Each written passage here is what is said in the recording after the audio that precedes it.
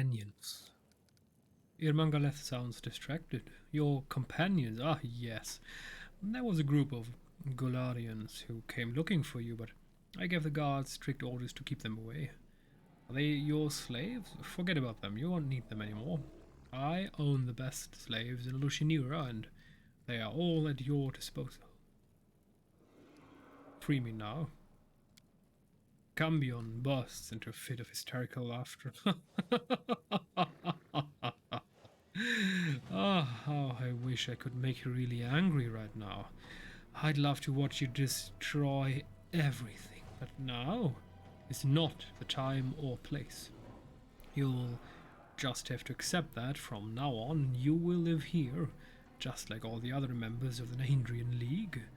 Only the champion is allowed to leave the arena because everyone thinks he's invincible. No one wants to pick a fight with someone who can't die. That's why the champion can do whatever he wants. Irmangaleth looks at you with a sly smile. Perhaps you would like to fight Gelderfang? If you take his life and title, you can walk free. The chance to become the champion. Why, it's the opportunity of a lifetime. Too bad you won't survive. Take off this collar right now. You don't know who I am, do you? You've made a mistake. The demon winks at you. You do realize that you're not my first obstinate guest, don't you? Some of the creatures who have worn my collars once aspired to become demon lords. Trust me, I'm very prudent. My collars are designed to restrain all manners of creatures. Not even a Baylor could escape. Now I can fight Gelderfang. Excellent, you're not afraid, I can see it in your eyes. This is going to make for wonderful entertainment. Gelderfang hasn't had an opponent like you in a long time. Normally, everyone he fights is scared to death of him. The preparations for the fight won't take very long. Get some rest, work out, and enjoy every pleasure you can afford. Because all of this will be over soon. You'll become a legend. A dead legend. This collar reminds me of the seal we broke in Dresden. If I try to break it here, its powers will be unleashed. The collar will likely kill you. I don't want to take that risk, at least not right now. Let's only consider that option as a last resort. For now, you should try to stay calm. Be vigilant and look for opportunities to escape. I'm certain you'll find a way to get free. Not everyone seems to like the way you run the arena. Ah, please don't start spouting all that rubbish about fair fights. What does that even mean? One of the opponents is always stronger than the other. That's the whole point. After all, the fights are supposed to be entertaining. The spectators come here to watch the strong triumphant over the weak. They want to enjoy the taste of victory without ever leaving their seat. The arena is a theatre of violence, a deadly circus, but it is not a fighting pit. After all, fights always follow one of two narratives. Either the monster prevails over its helpless victim, or the invincible hero chops off the monster's head. The outcome of every fight is predetermined, and its narrative depends on what the spectators want to see. Some fighters are crowd favorites. The audience cheers them on with whistles and shouts of encouragement. And of course, there are other fighters that they despise. The crowds jeer them from the stands. Why would anyone want to change all of that? It would ruin the show. The audience wants a performance, not a competition match between two professional gladiators. What's the point of a fight without any drama? You might as well just flip a coin to decide who wins. Nobody wants fair fights except for Zeklex. The audience likes things the way they are, but Zeklex handles the betting tables and they haven't been very profitable. Of course, under my management, the arena makes money in other ways, but that's not enough for him. He wants to turn my magnificent theatre of violence into a stupid slaughterhouse. Do you really think the Method Slayer is an amusing title? There is an insane light in the Cambion's eyes. He nearly chokes with laughter. Yes, I think it's magnificent. All of Lushinira finds it funny. You must admit, I have a talent for inventing memorable nicknames. No, you stupid lard bucket, 'tisn't funny at all. Irmangaleth pays you no heed. He seems immensely pleased with himself, and his whole body shakes with laughter. I think you've gone him completely insane. Ermengalus smiles disarmingly. I surely am. I'm mad as a hatter, my marbles long lost, but what did you expect? You're in the abyss. Everyone is crazy here. If you are sane and sensible, you are shunned by society. You'll be considered an outcast. I'm not going to activate the collar. That's bullshit. We will not be able to defeat him this way. I think we're done here. Get some rest and restore your strength. The healer will mend your wounds and Zaklex will take care of other needs. At least we have Shadowfax. Zaklex. Okay, now we are in the bowels of the arena or what? Guess we can't get out there. Nope. A lot of... I'm surprised that there are minotaurs here. I mean, after all, we have this collar. Doesn't seem to have much trust in that. The healer, demon gladiator. What else do we have here? Loot. We do it my way.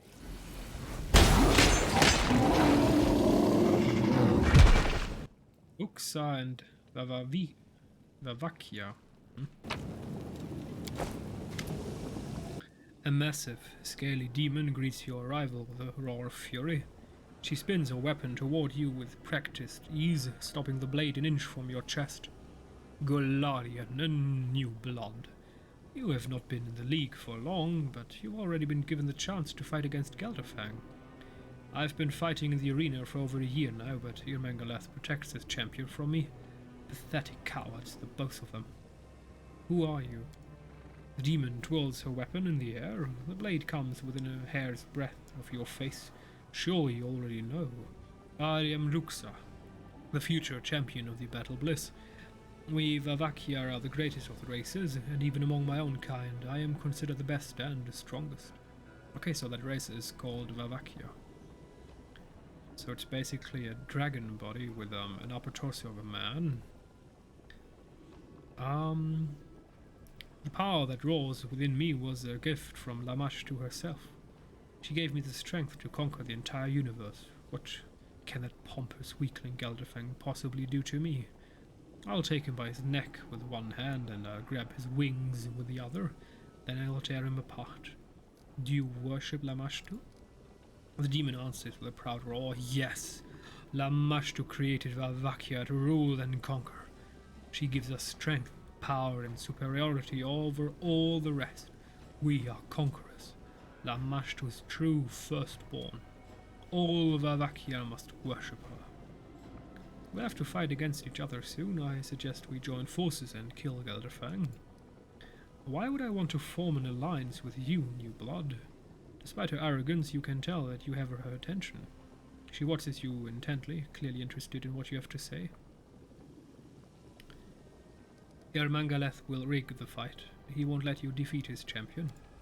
Yes, Ermangaleth is both smart and cunning, but he's a coward. He won't let me break his favorite toy in a one-on-one fight. Fine. I won't kill you in the arena. I'll wait until Gelderfang shows up to fight you, and then I'll tear him to pieces. Perhaps I'll even let you live after I've finished with him.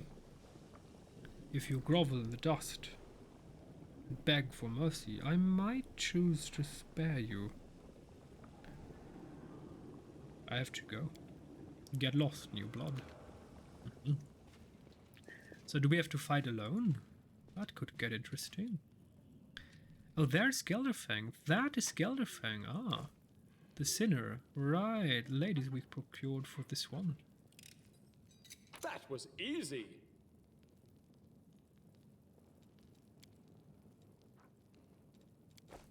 What does that one look? The new chest plate. Let me see.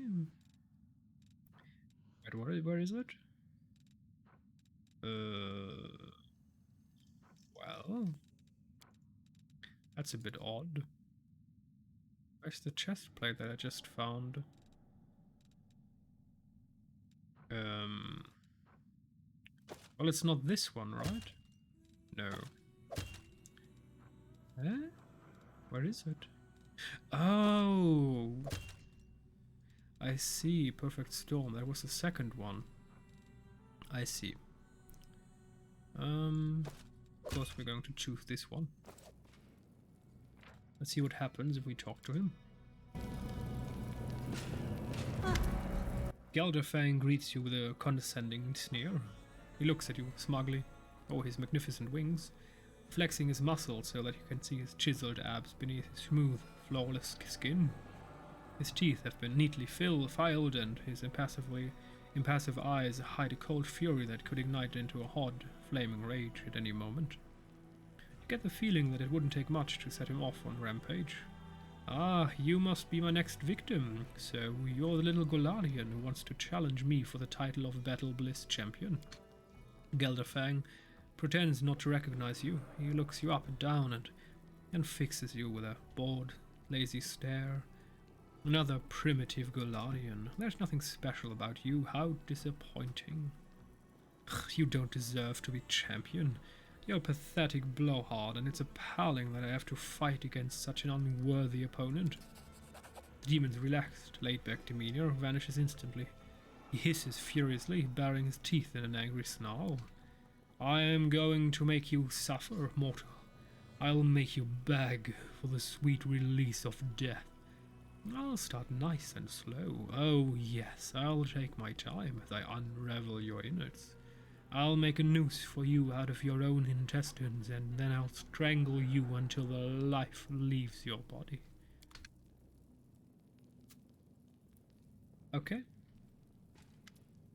The succubus you've hired on Seklex's instruction recognizes you at once and waves at you enthusiastically.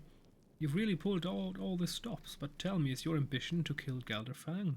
If so, that would suggest you had an ulterior motive for hiring us. Is there something particular in your head in mind? What do you need us to do? Succubus lowers her voice conspiratorially and glances briefly at her companions. You follow her gaze and realize that they are all busy distracting the champion's attention from your conversation. How is the champion? Is Gelderfang enjoying himself? Succubus gives you a wink and lowers her voice. He is absolutely enthralled. He believes our visit is a gift from an anonymous fan. If it weren't for your presence in the Battle Bliss, he would have been completely happy, but it seems like your arrival has made Gelderfang a bit cranky. Of course, he pretends like everything is alright, but he clearly considers you a threat. Gelderfang hasn't been afraid of anyone in a long time, so he finds you deeply unsettling. I have a job for you. Succubus exchanges a glance with her companions. Well, of course. After all, that's why you hired us. You've paid for our services, and we're ready to do our job. What do you have in mind? Just give the word, and we'll make this lecherous champion miserable. Seduce him before the fight. Wear him out with your games of passion and pleasure until he is thoroughly exhausted. Succubus smiles at you, revealing her even, pearly white teeth. You know what to ask for. He is an incubus. He has a lot of stamina, and no one can outlast him in bed. Well, no one except a succubus. Fine, we'll arrange a very special night for the champion, and by the time we're through with him, this Gelderfang of yours won't even be able to punch a quasit. Take care of yourself, outsider. If you survive the fight with the champion, drop by the brothel to see us. We'll give you a night to remember. After all, Gelderfang shouldn't have all the fun.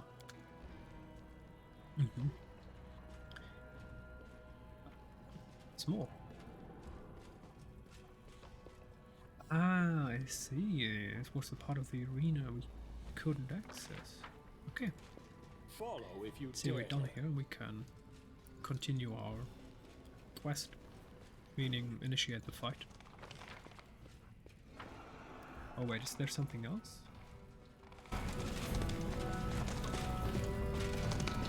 I'm off!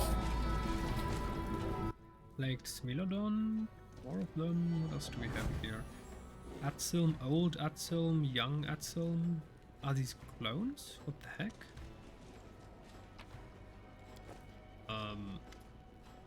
Atzelm sits in front of you, looking very much alive, despite her recent death in the arena.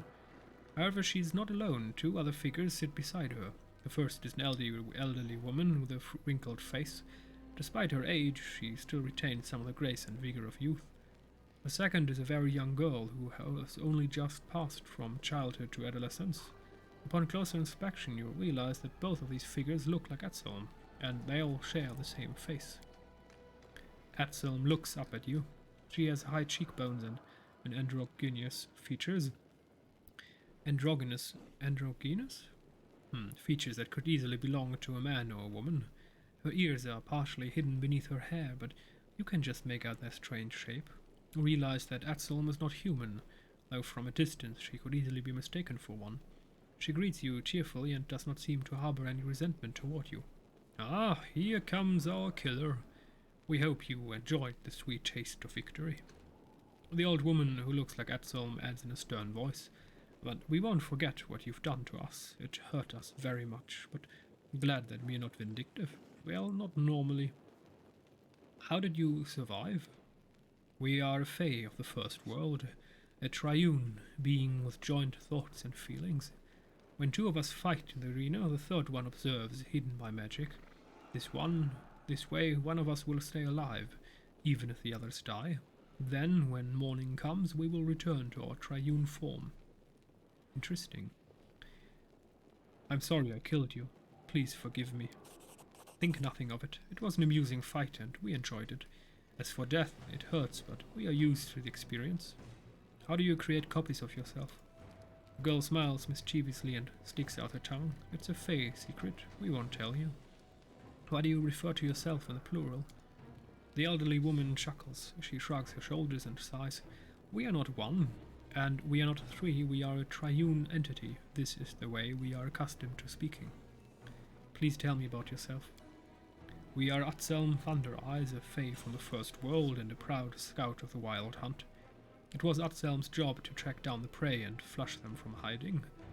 After a good chase, there would be feasts, and Atselm always took a bottle of spiced wine to the monarch of the hunt. During one of the feasts, Atselm infuriated the monarch when she mixed up 2 bottles of wine. She brought him young wine, fragrant and smelling of spring, but he asked her of aged wine that tasted of oak. A wine that would leave the bitterness of regret on the tongue and make the soul weep.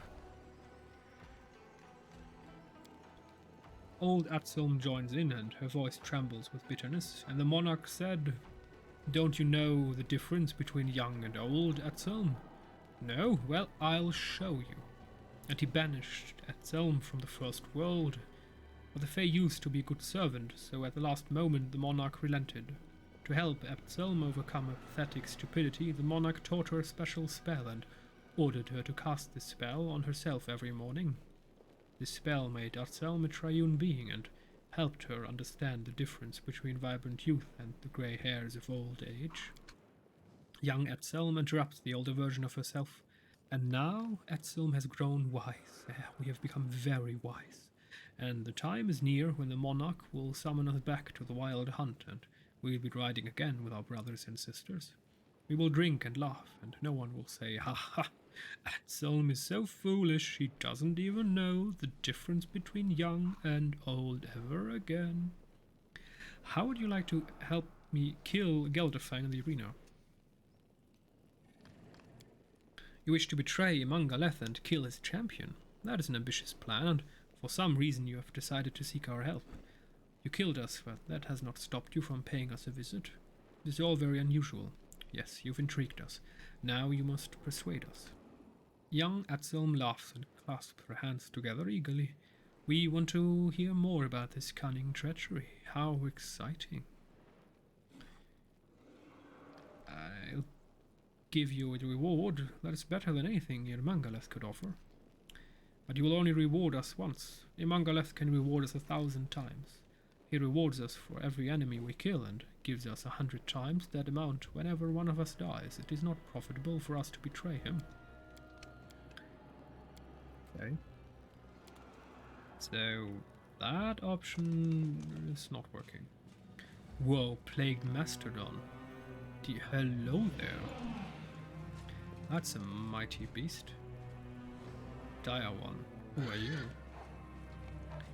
Loot. Oh, nice heavy shield. Okay. Let's see. How does that shield look like? That's not terrible, but that's not what I want. Dire one. A huge, dark-skinned man sits quivering in the corner. His giant body is covered in scars. Many of his injuries look like they should have been fatal, yet somehow he's still alive. Some of his wounds are still fresh, but no one has bandaged them up or tried to heal him.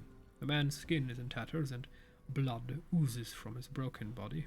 He's clearly in a lot of pain, and it is hard to believe that someone so badly injured could maintain consciousness. He casts a wary glance in your direction and grunts something unintelligible. You can't make out his words, but his tone is an unmistakable warning not to come any closer.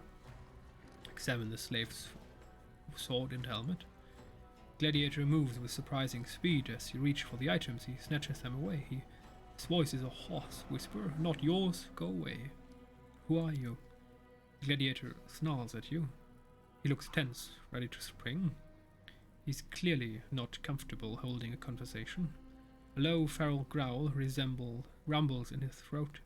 The dire one. Trevor? Are you Trevor Vanek? Saucier's brother? The gladiator goes still. He gazes at you, lips trembling. He seems to be trying to speak, but the only sound that comes from his parched throat is a dry, wheezing croak. Finally he nods and manages to choke out hoarsely. Saucier, yes. He's my brother. After a pause, the gladiator touches your hand with his rough, deformed fingers as if he's trying to greet you with a handshake, but quite can't remember what he is supposed to do. Are you his friend? My friends too, then. Can you understand me? There's a mixture of fear and anger in the man's bloodshot eyes. Perhaps he doesn't understand you, or perhaps he doesn't want to talk. We found him. Interesting. Where did the demon in the black mask take his victim? Yes, Alushinira. The man once known as Trevor Vanek now bears the fear-inducing nickname the Dire One, the fearsome combatant of the Battle Bliss arena. It's possible to meet him if one is brave enough to step into the ring. Organize a meeting for Social and his brother. Okay.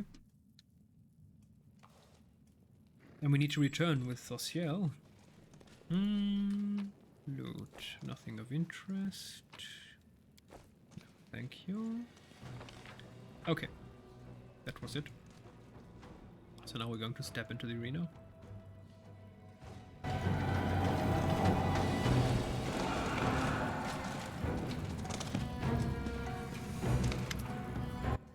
Zeklex takes a wary step back. I thought I had convinced Imangaleth not to take you captive, but clearly I was wrong. But he's a raving lunatic and constantly changes his decisions. You should direct your anger toward him. Did you know that I was walking into a trap? I didn't know for sure, but I did have my suspicions. All the members of the Nahindrian League are considered Imangaleth's property, and since gladiators are valuable assets, they are not allowed to leave the arena. All of the elite fighters at the Battle Bliss wear those collars. However, I did suggest to Imangaleth that he should make an exception in your case. I told him that he should allow you to remain free. I thought I had managed to convince him, but clearly I was wrong. You will regret this, I promise. The tiefling points to Imangaleth. If you are looking for someone to blame for your imprisonment, look no further than the arena master. You should be angry at him, not me. Will you help me escape? Of course I will. I have a plan that will free you from the collar and help you defeat Gelderfang. And trust me, you will need my help. While you were unconscious, Imangaleth managed to find a Nahindrian crystal. Gelderfang has been obsessed with getting his hands on one, and his wish finally came true. A demon called Muchasafen took the crystal into Gelderfang's room and locked the door. For the next few hours, the sound of the champion's screams shook the arena. When Gelderfang emerged from his room, he was covered in blood. But he also looked stronger and more powerful than ever. Imangaleth is confident that you don't stand a chance against his champion. But I disagree. I think you can win. Zeklex lowers his voice conspiratorially. Conspiratorially.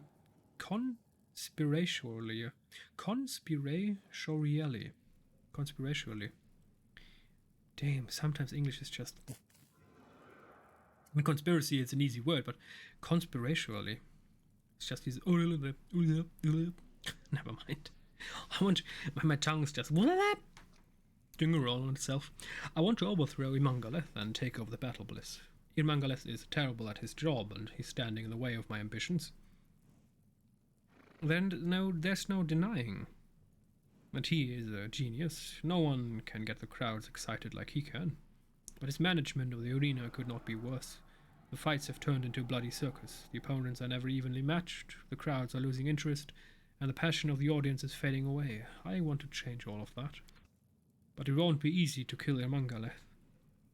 Oh, The Boys, Season 3, available. Damn. Never mind. That means Irmangaleth is only vulnerable when the champion is fighting in the arena. So I want to offer you a deal. I'll help you eliminate Gelderfang if you will help me overthrow Irmangaleth. If you agree to my proposal, I make sure your companions join you in the arena when you need them. Then you can kill Gelderfang together. You can have a title, and all the glory that comes with it. You will become the champion, and I'll take over the arena. Deal? The tiefling extends his hand to you and looks at you solemnly. Did you mention Mutasafen? I killed him not long ago. I've heard more than one person claim the same thing before. It didn't stick. That weasel Mutasafen is surprisingly hard to kill. So, I'm not convinced that it's a wise idea to help demons overthrow each other, but he seems to be a bit more reasonable, like his mad friend here. So, I will, just this once, help him. Since he's obviously a more reasonable person than this mad Shake the tiefling's hand. The tiefling begins to speak in a brisk, matter-of-fact tone.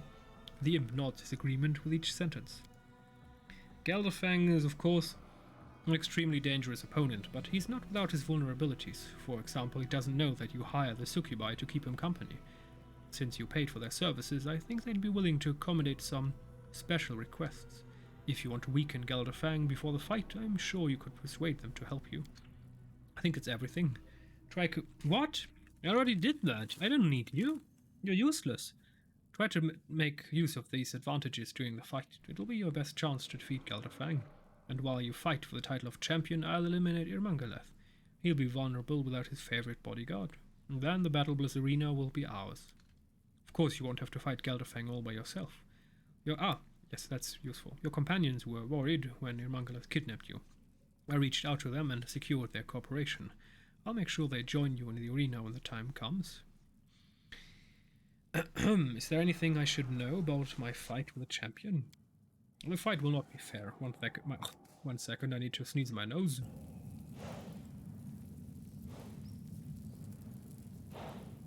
Well, not sneeze it, but you get the point. I needed to sneeze. As you already know, Irmangaleth doesn't believe in a level playing field. First, he will send in some weak fighters just to whet the audience's appetite. Then you will have to face more experienced gladiators. I have no doubt that you will defeat them, but they might prove troublesome. Try not to let them wear you down and avoid injury as much as possible. You'll need to save your strength. Next, I suspect that some members of the Nahindrian League will enter the arena. Irmangaleth will send in some of his most loyal fighters. I expect to see Atselm and Ruxa. They don't care if the fight is fair or not. All they care about is gold and fame. Finally, after all of that, Gelderfang himself will enter the fight. And that's when Irmangaleth will be defenseless. What if I tell Irmangaleth everything I know? What would you have to gain? Even if you tell Irmangaleth everything, you still can't trust him. He's a lying cheat. He'll turn on you in an instant. In destroying me, you'll destroy yourself. That's true. Don't let anyone disturb my sleep. I need to get some rest. No one will disturb you. I'll make sure of it personally. Okay, well, let's rest. Whatever that will do.